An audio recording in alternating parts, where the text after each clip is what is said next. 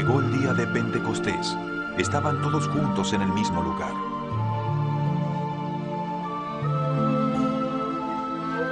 De pronto, vino del cielo un ruido como el de una violenta ráfaga de viento y llenó toda la casa donde estaban reunidos.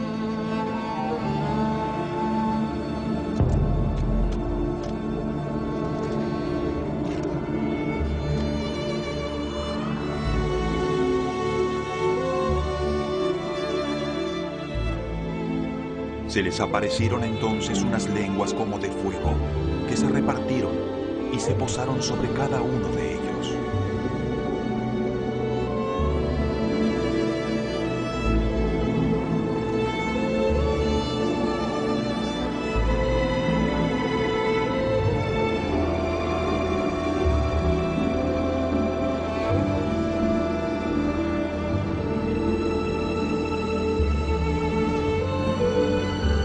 Sea Dios. Todos se llenaron del Espíritu Santo y comenzaron a hablar en diferentes lenguas, según el Espíritu les concedía expresarse. Me entrego a ti, Señor. Estaban de visita en Jerusalén judíos piadosos, procedentes de todas las naciones de la tierra. Al oír aquel bullicio, se agolparon y quedaron todos pasmados porque cada uno los escuchaba hablar en su propio idioma. Desconcertados y maravillados decían: ¿No son galileos todos estos que están hablando? No entiendo cómo cada uno de nosotros los está oyendo hablar en su lengua materna. Partos, medos y elamitas. Espíritu Santo, ven y lléname de ti. Espíritu Santo, ven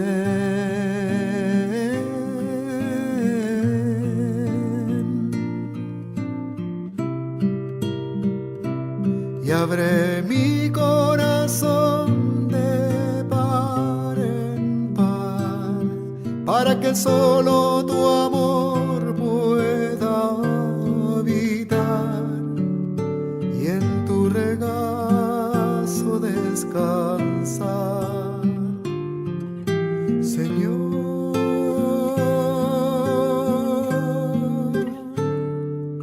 y en tu regazo descansar, mi Dios.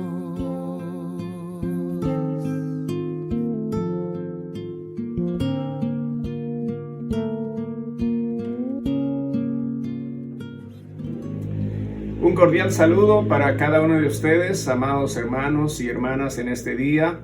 Dios los bendiga, que podamos celebrar en este día juntos, este día de culto, día de palabra, día de bendición.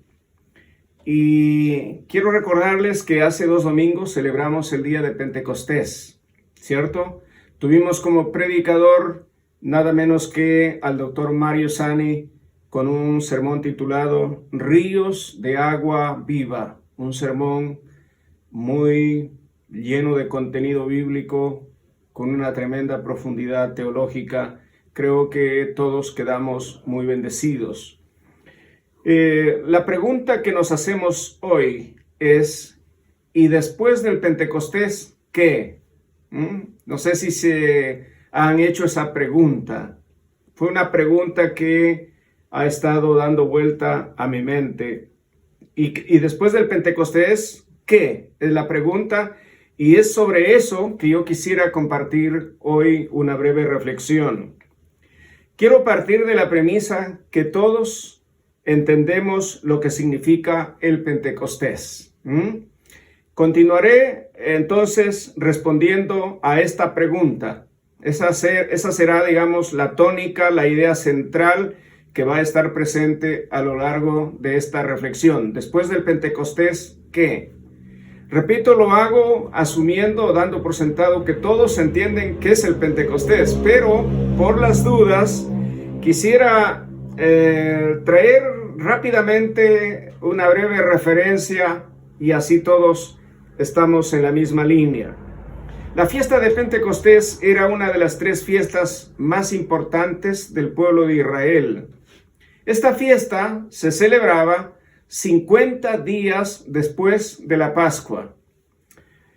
Jesús había prometido a sus discípulos, y eso está en el libro de los Hechos, en el capítulo 1, donde les dice que esperasen la promesa del Padre, el Espíritu Santo.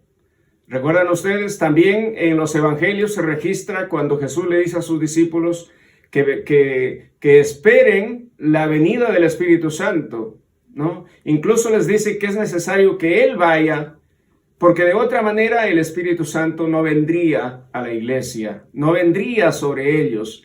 Por tanto, la venida del Espíritu Santo que se da en el día de Pentecostés es el cumplimiento fiel a una promesa de Jesús, ¿cierto? Pero si nos vamos al Antiguo Testamento y situamos al profeta Joel, Joel se anticipó, ¿cierto? Profetizó de que el Espíritu Santo vendría, se derramaría sobre toda carne. Bueno, eso es lo que se produce en el día de Pentecostés. Y en Hechos 1:4, que quisiera que leamos, donde Jesús le dice a los discípulos, vean ustedes, este es el mandato, que no se vayan de Jerusalén hasta que sean llenos del Espíritu Santo. Jesús sabía que si los discípulos salían a predicar el evangelio, a conquistar el mundo, puesto que esto había sido la gran comisión de Jesús de ir por todas las naciones, predicar el evangelio, bautizarles, enseñarles todo lo que Jesús les había enseñado, con la promesa de que Él estaría con ellos todos los días hasta el fin del mundo. Y Jesús les está diciendo, pero que no se vayan a cumplir esa gran comisión hasta que sean llenos del Espíritu Santo. Eso está súper claro en Hechos 1:4. Y en 1:8 les dice que cuando venga el Espíritu Santo, me seréis testigos en Jerusalén, el área local, en Judea, en Samaria y hasta lo último de la tierra. Pero para que ellos sean capaces de ir y ser testigos, la palabra testigo a propósito en el griego es mártur, lo cual se traduce al castellano mártir, eso es la connotación de la palabra testigo. Ellos no serían capaces de ser testigos de la muerte y resurrección de Jesús, de llevar el evangelio a las naciones, a menos que el Espíritu Santo se haya derramado sobre esos 120, lo cual se registra en Hechos 2, en el día de Pentecostés. En ese día, como vemos, en Hechos 2, vemos que se hace efectiva la promesa, la venida del Espíritu Santo sobre aquellos 120 que oraban constantemente en el aposento alto, y los 120 fueron bautizados en el Espíritu Santo. Esto es algo que todos los creyentes debiéramos saber. Esto es algo muy elemental que todos, sin excepción, desde los niños debieran saber lo que significa el día de Pentecostés, qué es lo que se produjo en el día de Pentecostés y qué es lo que viene después del Pentecostés. Entonces, vuelvo a la pregunta original, ¿y después del Pentecostés qué? ¿Ok? Yo quisiera responder esa pregunta. Obvio, trataremos de ser lo más acotado posible, puesto que hay muchísimo para decir al respecto. Podemos decir que los primeros efectos, en términos de ir por todo el mundo, partiendo desde Jerusalén, los primeros efectos se producen en ese día del Pentecostés, cuando después de que el Espíritu Santo es derramado a la iglesia, ¿cierto? Acompañado con esas señales externas del viento, de las lenguas de fuego y el hablar en lenguas. Después de eso vemos a un Pedro que hasta cuando Jesús es arrestado lo vemos muy tímidamente, incluso negando. Y si vamos más atrás a Pedro, ¿cierto? Encontramos un Pedro que no siempre es acertado en sus opiniones. Suele decir cosas que no son de agrado del maestro. Ustedes recuerdan bien eso. Pero ahora fíjense ustedes, en Hechos 2, después de ser bautizado con el Espíritu Santo, vemos a un Pedro enfrentándose a todo el público, más o menos 14 nacionalidades o 14 grupos idiomáticos reunidos en ese día de Pentecostés en Jerusalén. Vemos a Pedro que se pone de pie y expone ese gran discurso que ustedes podrían leer en Hechos capítulo 2. El gran discurso de Pedro respecto a qué es lo que estaba pasando. Él se convierte en un erudito de la palabra. Él va a citar al profeta Joel, va a citar a las escrituras y decir que esto que ha sucedido hoy, ¿cierto? Pedro dice, no es que estemos nosotros ebrios como vosotros suponéis. Lo que ha pasado, lo que ustedes están viendo es el cumplimiento de lo que anunció el profeta Joel, el cumplimiento de lo que Jesús había prometido a sus discípulos. Y entonces el resultado que vemos, un resultado inmediato, es la conversión de 3,000 personas en aquel día y además fueron bautizadas. Luego, si vamos mirando el libro de los Hechos, más adelante vamos a ver que se convierten 2,000 personas más. Y si seguimos en esa trayectoria numérica, estadística, el libro de los Hechos pierde el dato preciso para decir cuánto más la gente se iba convirtiendo al Evangelio. Y es interesante, hermanos, si saltamos 3 siglos, para el siglo III después de Jesucristo, por allá por el año 350 aproximadamente, esa cifra de cristianos se había incrementado, según los historiadores que han trabajado el tema, eran aproximadamente 30 millones de seguidores de Jesucristo. Ahora, esos 30 millones de creyentes que habían llegado, ¿cierto? No es algo que lo hicieron en un ambiente de plena libertad, en un ambiente de libertad religiosa. Nada de eso. Durante esos 3 siglos, los cristianos habían sido sometidos a 8 feroces persecuciones.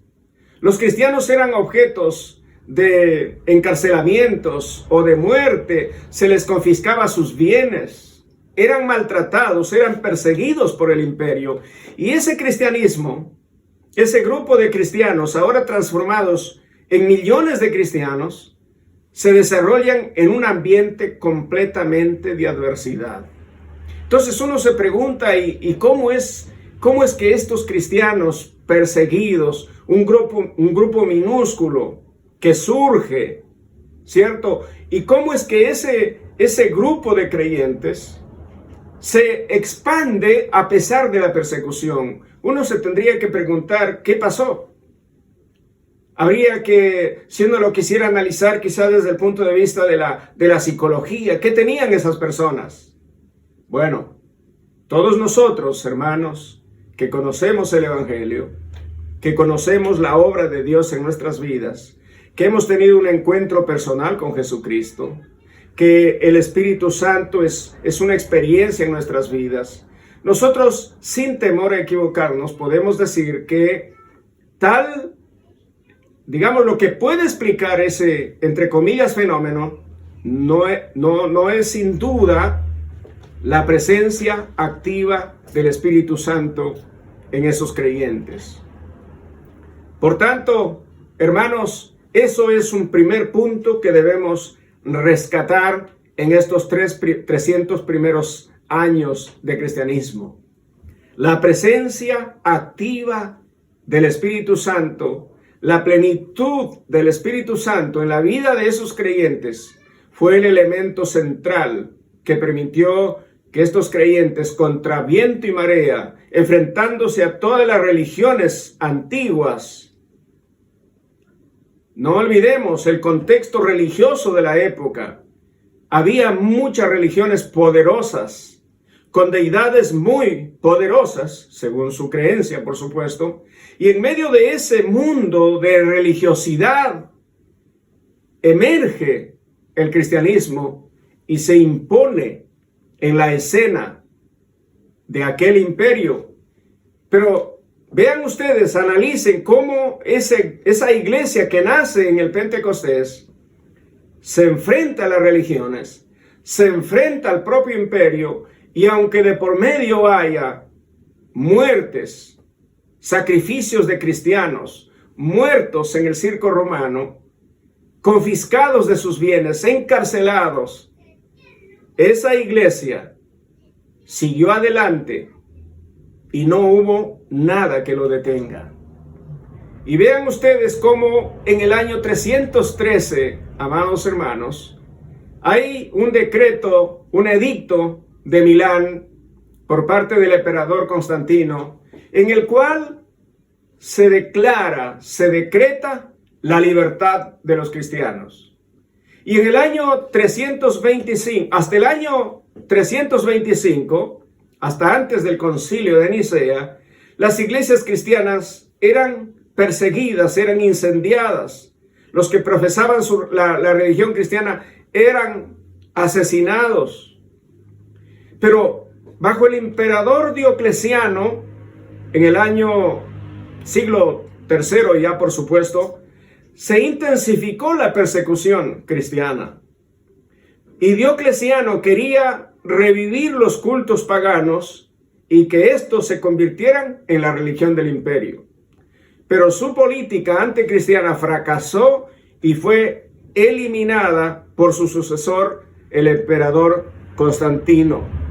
En el año 380, ese cristianismo que había sido objeto de todo tipo de persecución, se convirtió, fíjense ustedes, en la religión del imperio romano por un decreto del emperador Teodosio. El cristianismo es declarado religión oficial. Y por tanto se declaró a su vez que todas las otras religiones deberían desaparecer. Entonces comienza la persecución contra aquellas otras religiones que no habían sido o que habían sido descartadas mediante este decreto. Entonces otra vez volvemos a la misma pregunta. ¿Cuál es el secreto? ¿Qué tenían estos cristianos? Y vuelvo a reiterar que de un grupo relativamente minúsculo emergiera un gran movimiento. Ese es el término con el que lo reconocen los historiadores cristianos, historiadores seculares, ese gran movimiento que tuvo para ser capaz de imponerse y sobreponerse y lograr que el emperador declarara como la religión oficial del imperio. ¿Cuál fue el secreto, hermanos? ¿Qué piensan ustedes? Creo que todos sabemos. ¿Cuál fue el secreto de todo esto? Otra vez, el secreto fue la presencia activa y poderosa del Espíritu Santo. Hermanos, esto es algo esencial a nuestra fe. Esto es algo fundamental. Esto es algo que nunca debemos olvidar. La presencia activa, el liderazgo activo, el liderazgo presente del Espíritu Santo en la vida de la iglesia y en la vida de cada cristiano.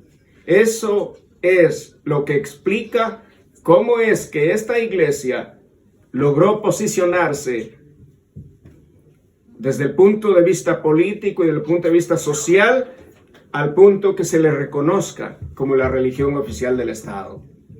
Ahora, ¿qué viene de ahí, hermanos? Por supuesto que corren muchos siglos durante ese periodo.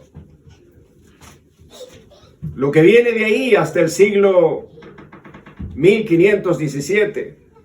Hay muchos siglos de por medio. Pero sería demasiado largo entrar en los detalles, pero solamente permítame decir que la iglesia de esos 3 primeros siglos, hasta antes de ser declarada la iglesia oficial, en realidad casi 4, porque el año 380 la iglesia es declarada iglesia del imperio, iglesia oficial. Bueno, desde el momento en que esta iglesia se une al Estado, el Estado la reconoce como la religión oficial, esa iglesia va perdiendo, hermanos, progresivamente, poco a poco, va perdiendo el impulso, la obra, la presencia del Espíritu Santo en la vida de la iglesia. Toda esa fuerza espiritual que lo había caracterizado comienza a perder. Y entonces comienza a asimilar las disposiciones del emperador. La iglesia se siente, por supuesto, agradecida a Dios en un sentido porque ahora tenía libertad, pero poco a poco va entrando en un enfriamiento espiritual.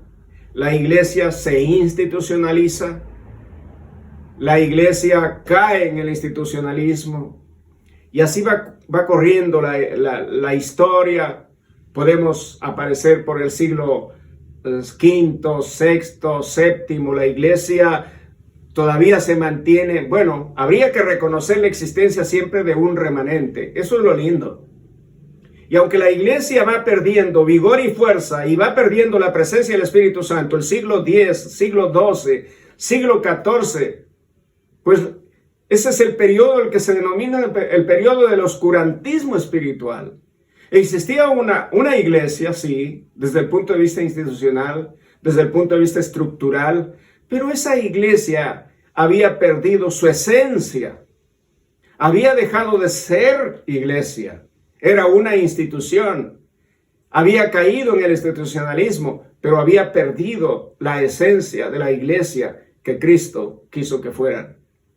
Y por eso eso explica el nacimiento de la Reforma Protestante de 1517. El afán es que esa iglesia pagana,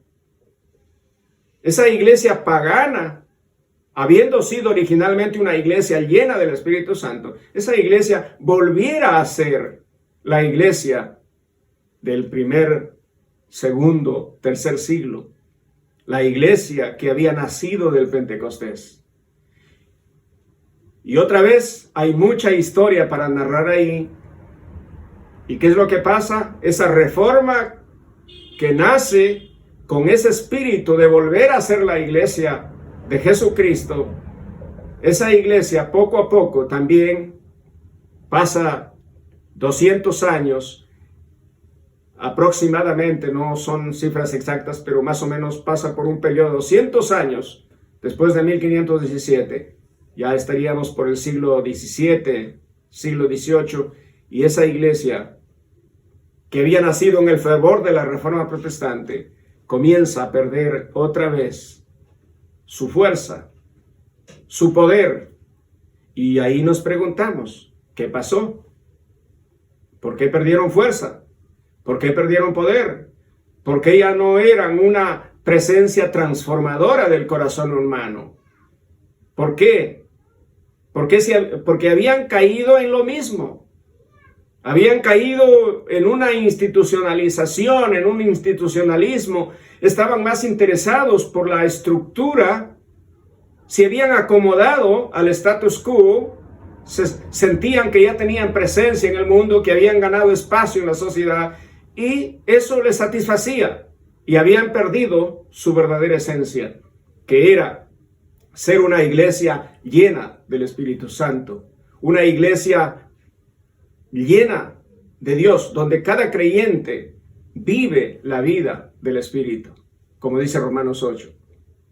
Y por eso tiene que surgir el movimiento wesleyano, que es un intento de revertir ese proceso de muerte al que había caído el anglicanismo. Y así sucesivamente. Podríamos correr cada momento de la historia y ver, hermanos, que ese movimiento wesleyano, el metodismo original que nació en medio del fuego del Espíritu Santo, igualmente pasó un tiempo, pasaron tal vez 150 años, 200 años, y ese metodismo de Wesley, esa fuerza poderosa del Espíritu Santo también comenzó a decrecer. Y eso, de alguna manera, Wesley lo profetizó. Él decía, mi temor no es que algún día deje de existir la iglesia, el metodismo en Europa o en América. Él decía, yo sé que seguirá existiendo, pero mi temor es que siga existiendo como una secta sin vida y sin poder del Espíritu Santo. Y dicho y hecho, amados hermanos, amada iglesia, y esto lo tenemos que tomar como una lección de la historia, ese metodismo original con el que nació con Wesley, un metodismo lleno del Espíritu Santo, comenzó a decrecer. Pasó por el mismo fenómeno de lo que había pasado la iglesia durante la Edad Media. Y la iglesia hoy, nos preguntamos cómo está la iglesia hoy, cómo está el cristianismo en general. Hay algunos datos, por ejemplo, hay estadísticas de las principales religiones del mundo. No voy a mencionar todas, pero mencionaré lo que más nos interesaría para este propósito de esta reflexión que estamos haciendo. El grupo de católicos, de ortodoxos y otro suman un 22% de la población del mundo. Los evangélicos representan un 11%. ¿Ya? Estos son datos estadísticos ya de hace 18 años, por supuesto. Ahora, lo interesante es preguntarnos, ¿cuál es la tendencia? ¿Cuál es la tendencia desde el punto de vista de la fe en estos tiempos? Se han hecho muchos estudios al respecto. Y entonces podemos hablar de los nuevos movimientos y formas religiosas en las sociedades contemporáneas. Yo puedo citar a varios autores como Peter L. Berger, como Christian Parker Cumucio, que han hecho investigaciones sobre esto. El primero habló sobre el pluralismo global y la religión. El segundo se preguntó si América Latina, por ejemplo, sigue siendo católica o es evangélica, y ahí se ve el pluralismo cultural y religioso creciente de la época. Pero para no abundar en tanto detalle, yo quiero hacer la siguiente reflexión. ¿Cuáles son las iglesias o los movimientos que hoy están creciendo de manera más progresiva en el mundo? Se habla del Islam. El Islam como una religión que está creciendo desde el Océano Atlántico hasta el mar de China meridional y en Europa y en Norteamérica. Y se habla también del neopentecostalismo popular expandiéndose en toda Latinoamérica, África, Asia Oriental e inclusive en grupos de gitanos europeos y tribus de la India. Esto representa más de 270 millones de neopentecostales en el mundo presente. Este es un dato referencial que también tiene que llevarnos a hacer alguna pregunta. ¿Cómo es que están creciendo? Entonces ahí entra una pregunta legítima. ¿Cuál es el rol del Espíritu Santo en el crecimiento de las iglesias cristianas, de las iglesias evangélicas? Me refiero. Bueno, no hay duda, amados hermanos, que el rol del Espíritu Santo es fundamental. El avance del cristianismo de estos 3 y hasta parte del 4º siglo del cristianismo se debió esencialmente a la acción poderosa del Espíritu Santo.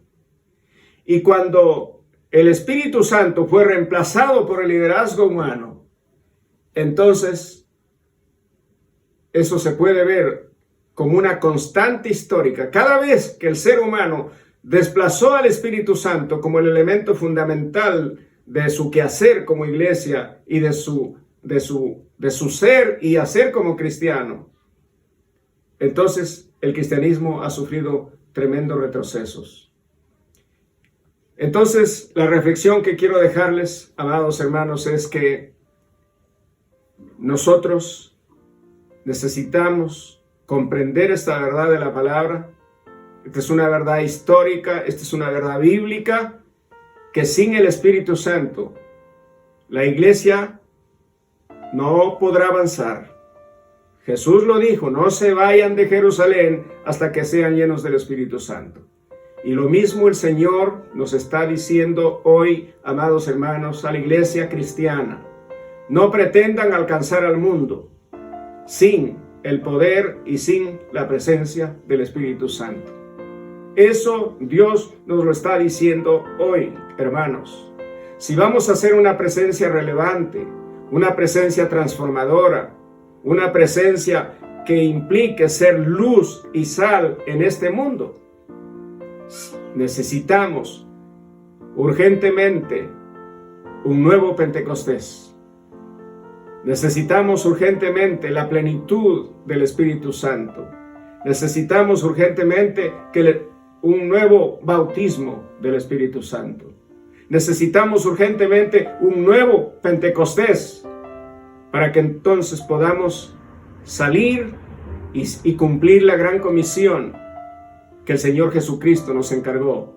Esa gran comisión que es ir a todas las naciones, predicarles el Evangelio, las buenas nuevas de salvación, enseñarles todo lo que Jesús nos enseñó, el mensaje completo de Jesucristo, bautizarlos en el nombre del Padre, Hijo y del Espíritu Santo, con esa seguridad de que Él estará con nosotros todos los días hasta el fin del mundo.